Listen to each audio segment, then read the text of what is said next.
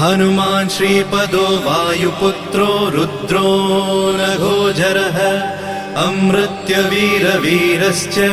ग्रामवासो जनाश्रयः धनदो निर्गुणः शूरो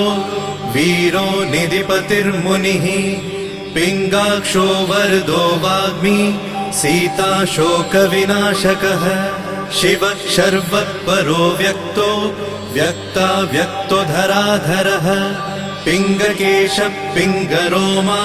श्रुतिगम्यः सनातनः अनादिर्भगवान् देवो विश्वहेतुर्जनाश्रयः आरोग्यकर्ता विश्वेशो विश्वनाथो हरीश्वरः भर्गो रामो रामभक्तः कल्याणप्रकृतिस्थिरः विश्वम्भरो विश्वमूर्तिर्